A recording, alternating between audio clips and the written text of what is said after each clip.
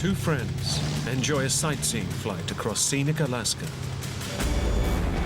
before an unplanned detour turns to disaster. I'll never forget him looking at me and saying, "We're gonna crash." And then there was a very loud noise. Then the lights went out. Hang on, buddy, I'm coming! Ah! Seriously injured and stranded in the middle of nowhere, they must hike to safety through terrain infested with grizzly bears. There was no pepper spray, there was no shotgun, there was nothing between us and them. You don't stand a chance against an animal like that. In their desperate bid for survival, their only hope is to rely on each other. Gary and I were going home, or we were gonna die trying.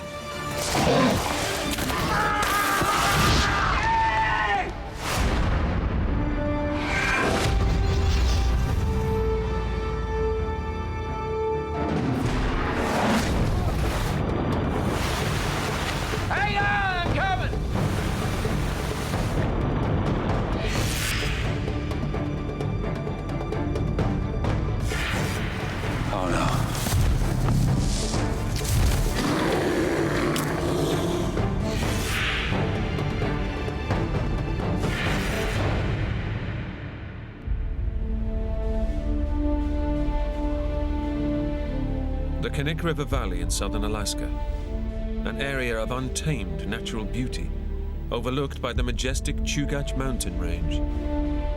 Its most famous feature is the spectacular 45-kilometer-long Knik Glacier. All set, Stuart. Take the other strut, Gary. In nearby Palmer, two friends are getting ready for a sightseeing flight to the glacier. Okay, clear on this side. Taking the pilot's seat is Dave Akers, a veteran flyer with thousands of hours under his belt. I've been flying aircraft since 1974. It's rewarding, it's challenging. Really love to fly. Oh man, this is what I'm really gonna miss. Texan Gary Nall came north 2 years ago to work in Alaska's oil industry and quickly became firm friends with fellow outdoorsman Dave. Really appreciate this, Dave. We went out and did a lot of sightseeing together. We both had a mutual admiration for the outdoors. I would just jump at every opportunity I had to go fly with him. I really haven't known Gary all that long, but, you know, sometimes you just click. Dave's been teaching Gary the basics of flying, but this is their last lesson for a while. Gary and his family are returning home to Texas. Okay, Gary, ready to go? Let's do it.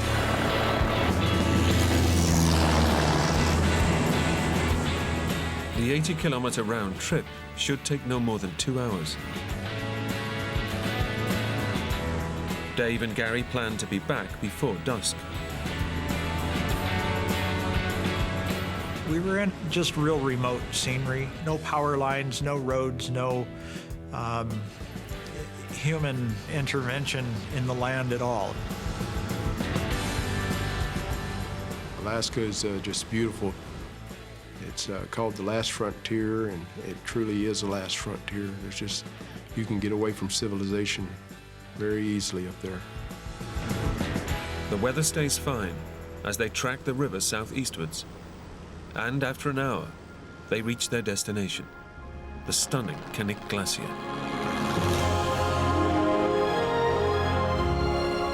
It's probably some of the most magnificent scenery that I can relate to. And I've seen a lot of country in my life.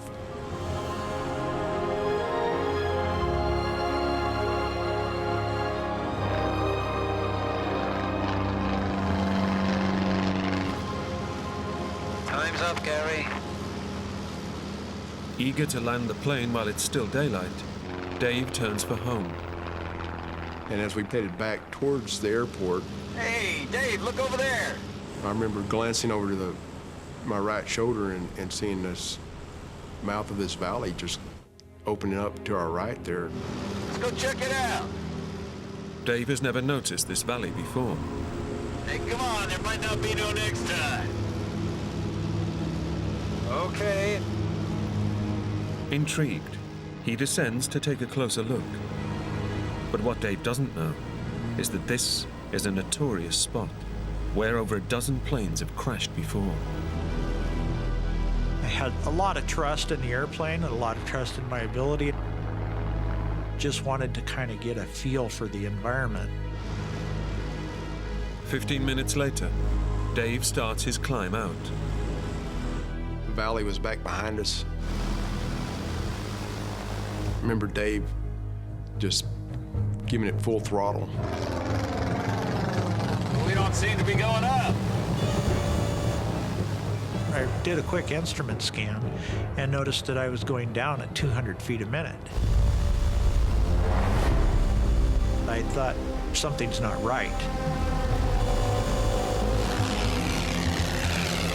I immediately knew we were in a downdraft.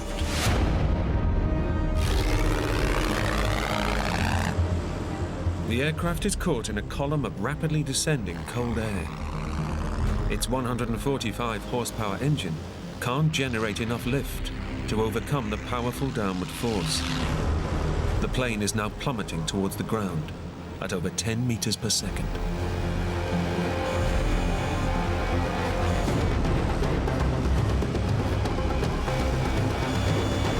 I needed to keep my wings level and get my airspeed as low as possible because we were going to impact. I had no choice but to accept that.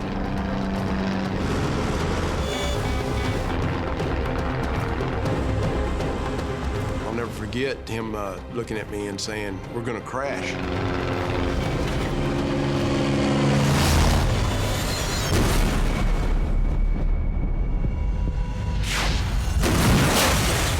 The impact was tremendous. Just loud, and I thought, oh no, what have I done? Just feel the plane skidding and sliding.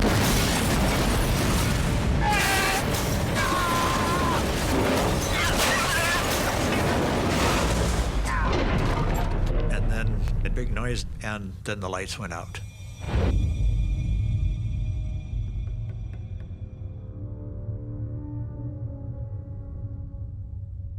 After skidding for 30 meters, the plane has come to rest. Over 1,200 meters up a remote mountainside.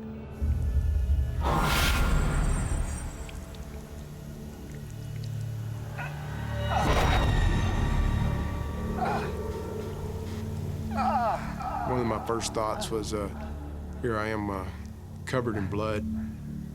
I had a hard time focusing my eyes. Miraculously, both men have survived the crash. But Dave appears to be unconscious. I look around and I see Dave laid back in his seat and his eyes are just rolled up in his head. Dave. I'm thinking, man, this is not good. Dave. You hear me? I immediately start yelling at him and trying to get his attention. Dave, talk to me, man. He was incoherent. But their injuries are not the only problem. Dave, we gotta get out. Gasoline was just pouring out. The force of the impact has ruptured the plane's fuel tanks. Get the door. The wreck could catch fire and explode at any moment. Come on, man. Gary must get his injured friend to safety. Go! Go! I'm pulling and tugging on him and trying to get him out of the plane. Come on! He's not responding. Wake up! I didn't have time to think, oh, are we gonna die or whatever. Come on, man! I just knew we gotta get away from the plane.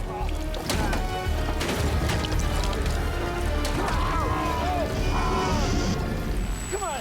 just kept yelling at him, "Come on, Dave, we got to move. We got to get out of here." Gary finally manages to drag Dave clear of the wreckage and out of danger.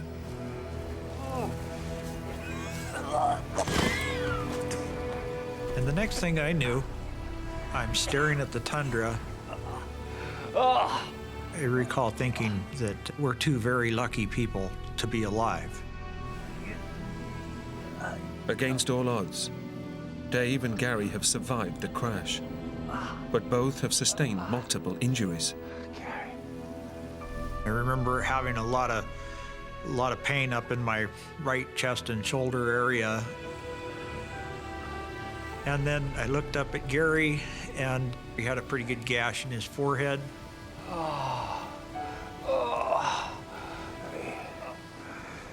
He don't look good.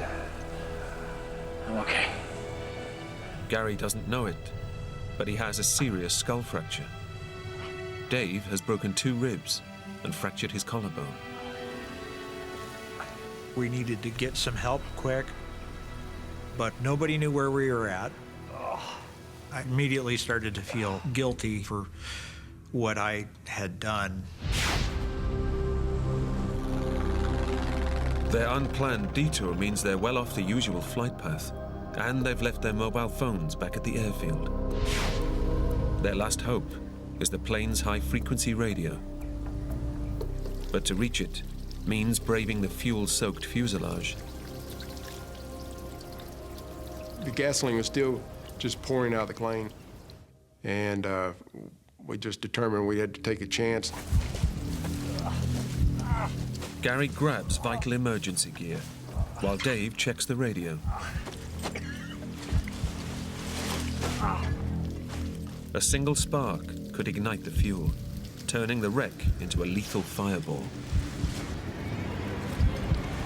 I reached over to the master switch.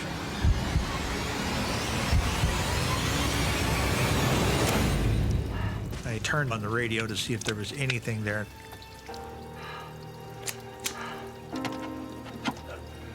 There wasn't any power. It was just dead. It's a devastating blow. Out here, it could take weeks for rescuers to find them. Now there's only one option left. They must walk off the mountain while they're still strong enough. So we gathered up everything we had. The men decide to head for the Knik River, where they hope to hit a logging road. But they set off woefully ill-equipped to survive in the harsh Alaskan wilderness. You reckon I ought to get a jacket? Ah, don't worry. We'll be up and back before you know it. I was dressed in my shorts, t-shirt, my tennis shoes on. We just thinking we're gonna go out for a quick sightseeing trip, but it's not the way to be dressed when you're out in the wilderness of Alaska. An inventory of the bag they salvaged from the plane reveals little by way of supplies. He had a little emergency bag that had some peanut butter, some bandages, some tarps, some old towels, a couple of sleeping bags. It was pretty limited, but we were able to utilize some of the things in it. Before we started down the hill, I made a sling for Dave's arm. Sorry about this. We gotta put a sling on this thing. Okay. Easy. Better? Huh? Yeah. All right. Thanks.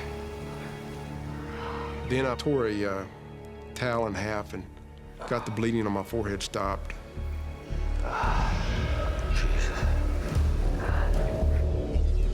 But Dave and Gary are taking an almighty risk. They've crashed in an area with the largest brown bear population in North America. Often weighing in at over 300 kilos and standing at over 2 meters tall. The native brown bear is a fearsome predator, capable of ripping through flesh and bone. And they can smell blood up to 30 kilometers away. Here I am covered in blood. Dave is injured, and we're in bear country with no firearm. With 40 kilometers to cover to the nearest settlement, their chances of survival are slim.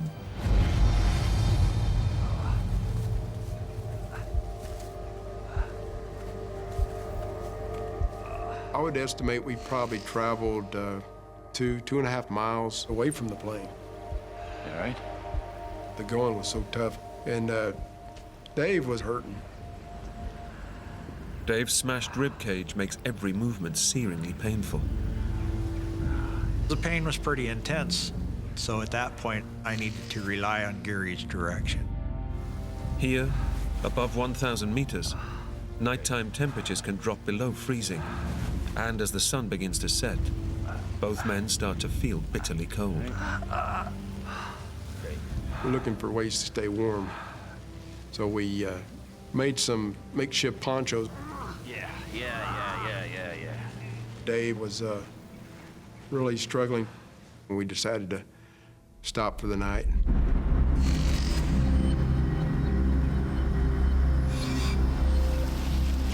Concerned that pushing Dave on could exacerbate his injuries, Gary decides to make camp for the night.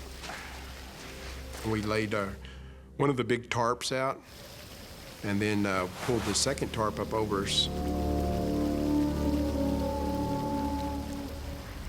Dave and Gary desperately need rest, but they know that many of Alaska's fiercest animals come out to hunt at night. Wanted to really be just on alert, listening for bears. Weak, unarmed, and covered in blood, the men would be an easy meal for determined predators. Gary had had a bear encounter earlier that year where he actually had to shoot the bear. If he's gonna come get you, he's gonna come get you, and you're defenseless. Fearing for their lives, both men's thoughts turn to their families. We love our wives and we love our kids, and that's where we wanted to be. I could only imagine at that point they must have thought we were probably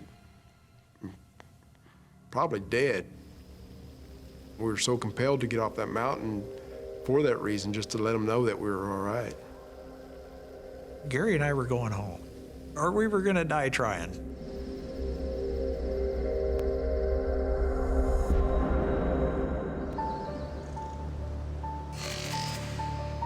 As soon as there was enough light, I determined that we needed to get moving. Come on, get up. We gotta get home.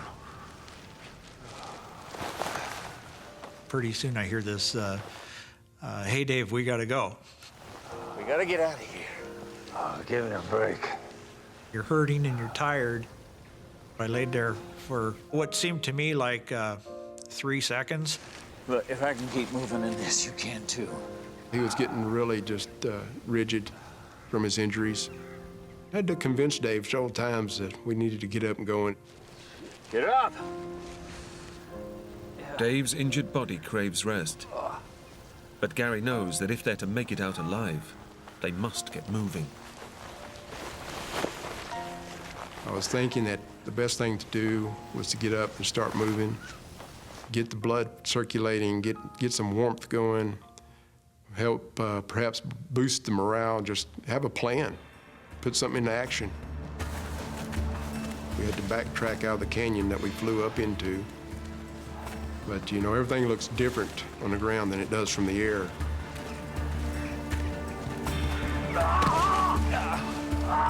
The going was so tough that Dave couldn't help from falling. I mean, he would fall on that shoulder several times and just grimace in pain.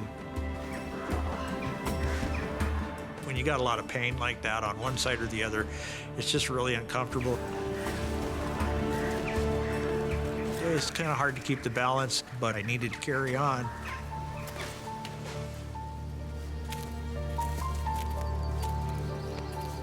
Dave and Gary hope that the Knik River will lead them back to civilization. But to reach it, they will have to navigate their way across 40 kilometers of treacherous terrain. My concern really started growing there because you just don't know what's down in the alder brush. We had enough blood about us that I would have rather been a moving target to a bear than a sitting target to a bear. And then I spotted something moving off to our right, and I just froze. There was a huge grizzly. We were literally just feet away from it. Dave and Gary are now face to face with a 300-kilo grizzly bear. It's their worst nightmare. You don't stand a chance against an animal like that. Largest predator in North America. They're upwind of the grizzly, so it hasn't smelt them. Yet. But should the wind change, the scent of blood will surely attract this fearsome predator.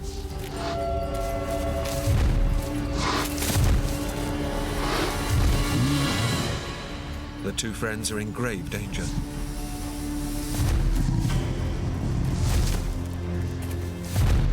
The bear was just prowling back and forth. And then it turned back towards us. We are obviously in his territory and his domain. I thought to myself, hold still. I remember Gary saying, Lord, help the bear to turn the other way. That's exactly what the bear did. We were so relieved when that happened. It was like we could breathe again, you know. We both looked at each other and said, this is not where we need to be right now. As quiet as possible. We sort of cut back at a 45-degree angle. We wanted to just put some distance between us and that bear.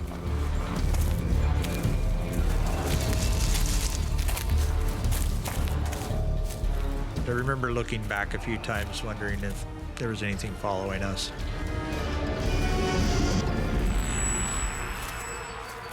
And then we noticed a large area that had been stomped around. Oh, no. It's fresh, isn't it? We were standing just feet away from this moose kill. When a grizzly kills a moose, it'll take it and bury it, let it rot a little bit. Seeing that moose's head and legs and stuff sticking out of the ground, that was not a good feeling right there at that point. Dave and Gary have accidentally stumbled into the heart of the grizzly's lair.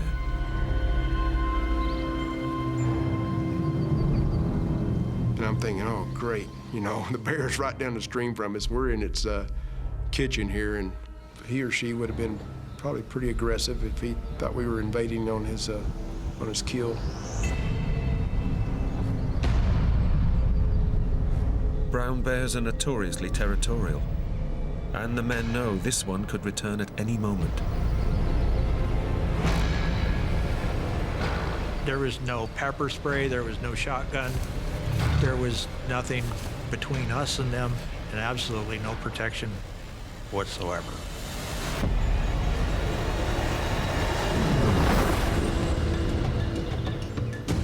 I'm thinking this bear's gonna come busting out of the woods any minute now. Between a bear and its kill was not the place to be. And that's when we started moving off. Reeking of blood, Dave and Gary are desperate to avoid another bear encounter. Bears are unpredictable. You never know what it is that's going to provoke them to attack you. We were definitely in a position to have that happen at any moment. One of the items we had was a bear whistle. and we would just blow on that pretty much all the time. You don't want to surprise a bear. That's the worst thing you can do.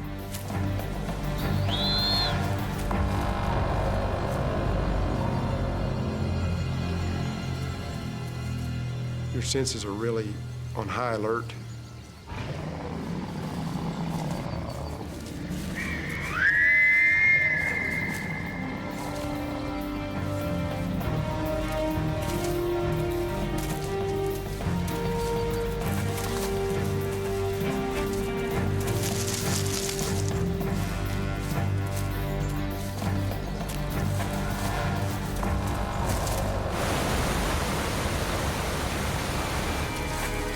The men stumble onto the bank of a 10-meter wide river.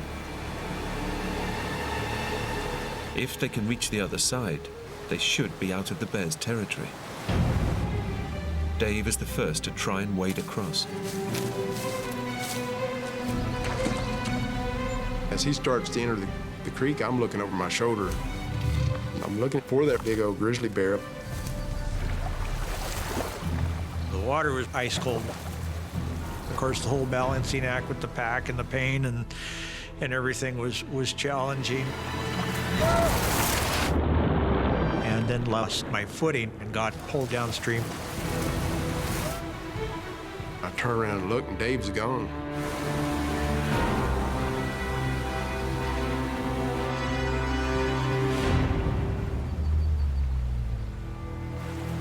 I look downstream, and there's Dave. He washed downstream about 20, 25 yards or so. In the fast-flowing torrent, Dave's broken collarbone and ribs make trying to swim agony. Soon he's freezing cold and struggling just to keep his head above water. Hang on, I'm coming!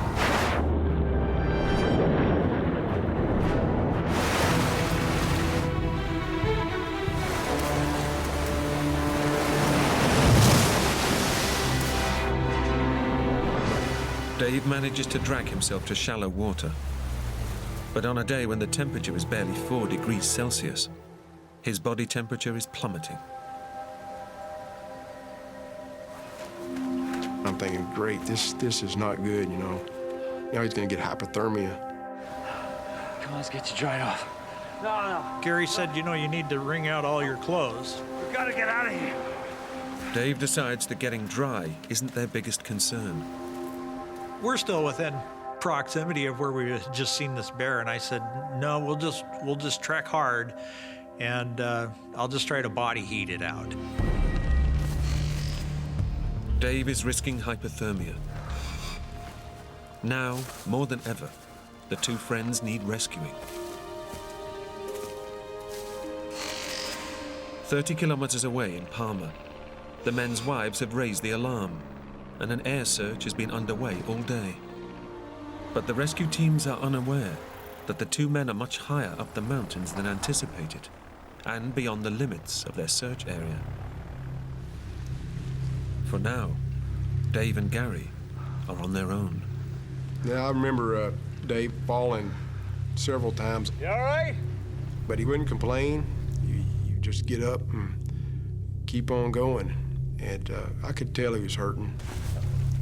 With every movement, over the uneven terrain, Dave's broken ribs threaten to puncture a lung.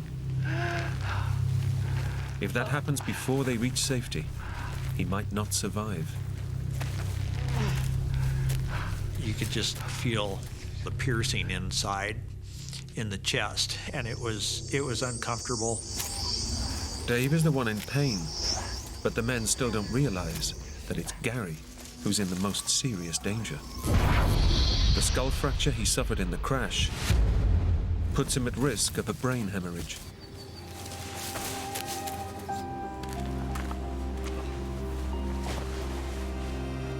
We're hiking hard here, and we're sweating, and we're putting out energy, and it was just like you could never take on enough water. I was so thirsty, I didn't care if it was dirty, I didn't care what was in it. I was determined to get some moisture in my mouth. And then we remembered we had a jar of peanut butter. The peanut butter they retrieved from the plane is a godsend. It's not much, but it gives the men a desperately needed boost. Peanut butter was always good to eat. You could feel a little pickup. Yeah, it was just like a shot of energy, so packed with protein and the sugars. It was the first time I'd probably eaten in well over 24 hours. And I remember how good that peanut butter tasted.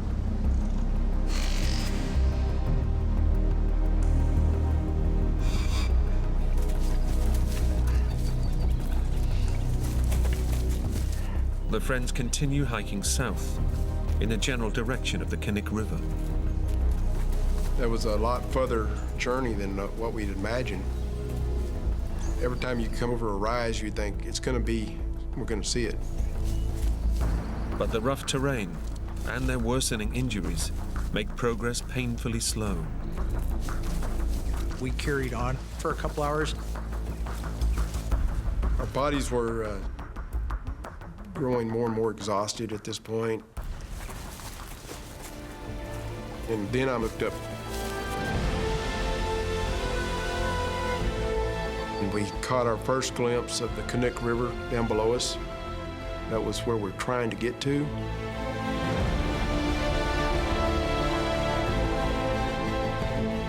After hiking for more than 20 kilometers through the brutal Alaskan wilderness, the two friends can see the river, which they hope will lead them back to civilization. Try? We decided it's time to go down and try to get out through the valley floor. Facing a long, slow descent to the valley below, they decide to take a shortcut, but it means scrambling down a steep, wooded slope. It just got steeper and steeper and wetter, and the underbrush was just really green. The ground was slippery.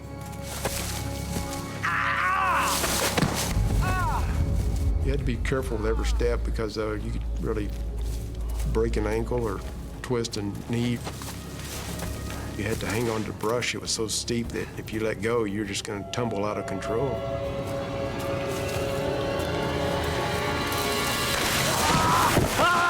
All of a sudden, my feet slipped out from underneath me, and I started sliding down the hill. Unable to stop himself, Dave is hurtling towards the edge of a 15-meter precipice. We're picking up speed. As the branches are going by, I'm reaching out with my arm.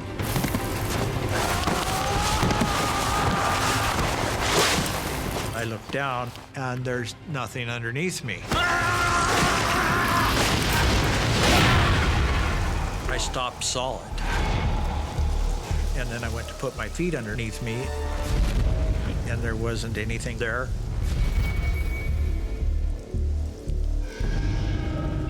I looked down, and it was another drop on down to the bottom.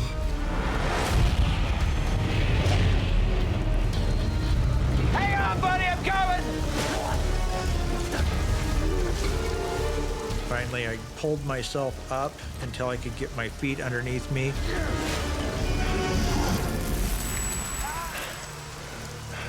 Had I have gone off of that, I may not be sitting here.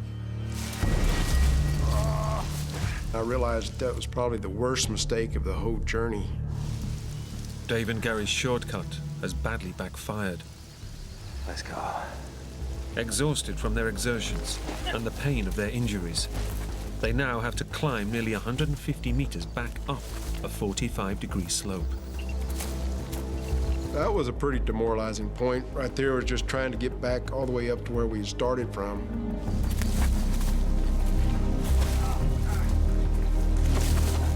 It was pretty steep. Dave is in a bad way. The fall aggravated his broken ribs, and now every breath is agony. I was just grasping for air.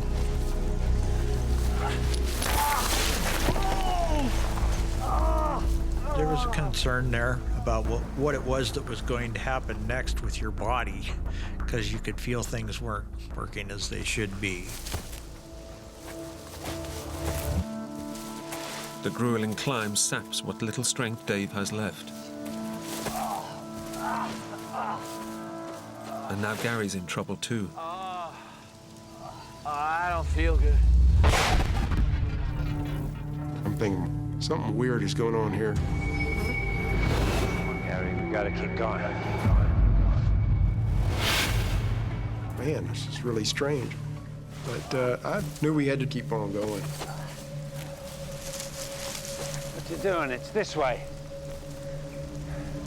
It's this way. And he's going, why are we going south? I promise you, it's this way. I've normally got a great sense of direction, but I think in the injuries to my forehead were beginning to take a toll. Gary's growing confusion is a worrying symptom of his fractured skull and severe concussion. Up to this point, he's taken the lead.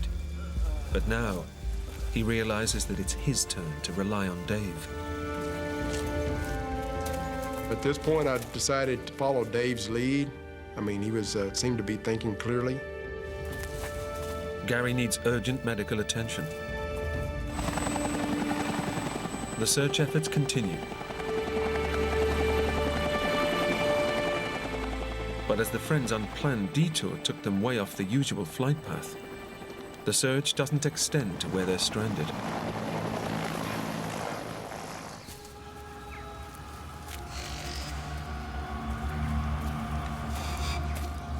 "24 hours after the crash, Dave and Gary still haven't reached the Knik River, their route back to civilization. I gotta rest.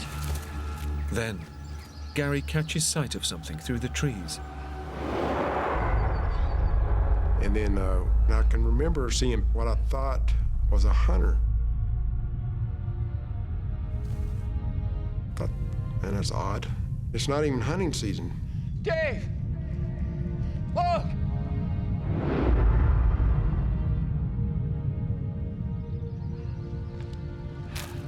Gary, what is it? I thought I saw a hunter.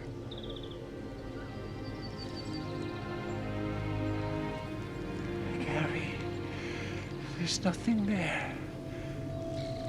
At this point, I'm starting to understand that Gary's operating in some sort of a reduced mental capacity. Gary's erratic behavior is worrying Dave. For the first time, he realizes that his friend's head injury could be life-threatening. Watching Gary go through that, it increased my feelings of guilt for having caused the accident in the first place. It gave me a drive to want to do everything I could to make sure that we could get to some help quick. The friends' hike to safety just became a race against the clock.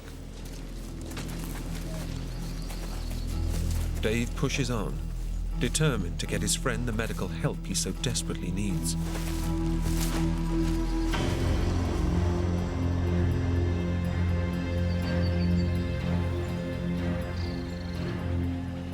I turned around and there was no Gary.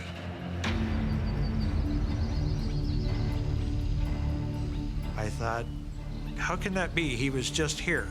You know, where did Gary go? Gary has disappeared. His worsening head injury makes him completely reliant on his friend for survival. Dave retraces his steps, fearful of what he might find. I'm here, Gary, come on. When I called him and he didn't answer, Come on. and I called him again and he didn't answer, that was a very low moment. If Dave can't find his friend, he will die.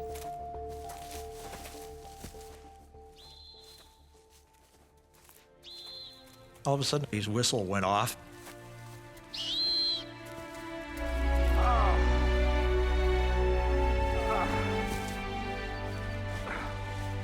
He had tripped and fallen in the brush. It was just amazing to see Gary again. I began to taper off, mainly due to the impact to my forehead, and I really began to hallucinate. Hey! Come on. Come here, Gary. Come on. Come on, Gary. Come on. And I remember thinking at this point, man, I'm sure glad Dave was there with me, because I did realize that he was thinking right. The two men are tantalizingly close to the Knik River, their route map to civilization. Come on, keep coming. But Gary's condition is getting worse with every step. He could slip into unconsciousness at any time.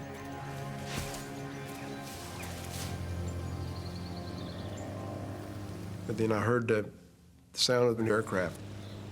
Look! It was headed right up towards us. It's a de Havilland Beaver. It's red. I know the people who even operate the airplane. It's that close, I can see it. Quick, flare. The plane is flying upriver towards the Knik Glacier. Gary and Dave scramble for the emergency flare they retrieved from their aircraft. The timing just perfect. He was coming right at us, and I shot the flare off right in front of the plane. And I'm thinking, it just doesn't get any better than that. The flare started to illuminate.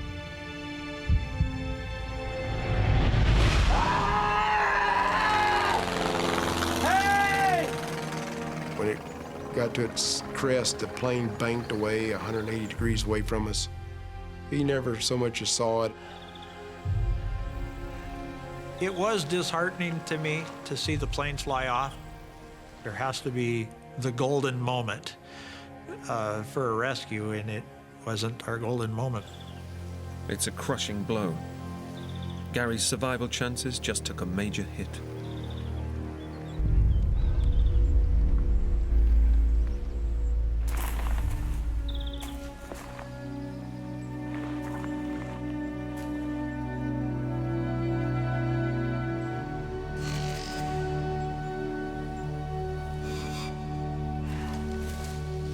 The men stumble on, but now even the terrain seems to conspire against them. It is just nothing but tangled sticks and brush. We literally couldn't see much more than about 50 feet. It's thick. It's really thick. Hey? Gary, come on. I could really just feel a sinking feeling coming on me. It would take 10 times the effort to just go 5 feet. And now, Gary has completely lost his grip on reality. I would see camps, campfires, tents.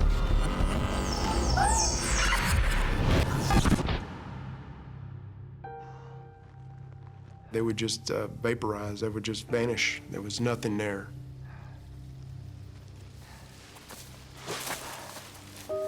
As the light fades, Dave starts to feel desperate.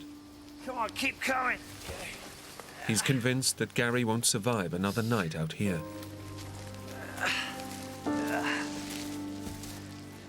Come on, Gary, get up.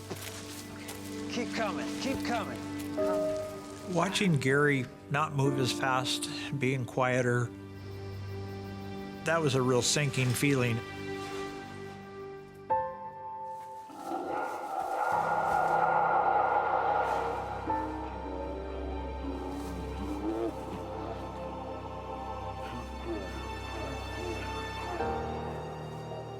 Quietly, I talked to God and prayed for our survival.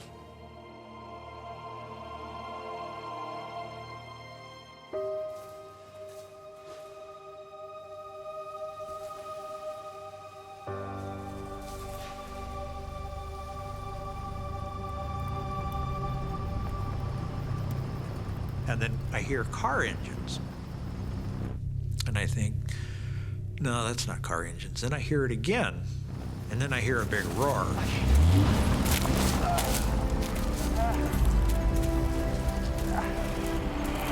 And then I see lights shining through the trees.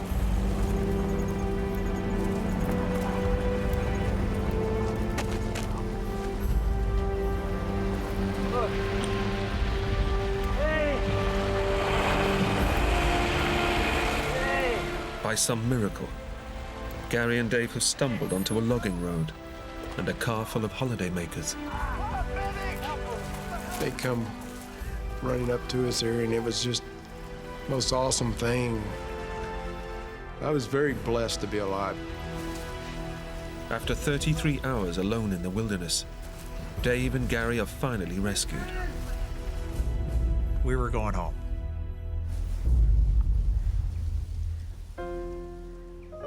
It's remarkable that we survived the crash. It's remarkable that we were in physical condition to be able to walk out. And it's remarkable that we did not have a physical encounter with a bear.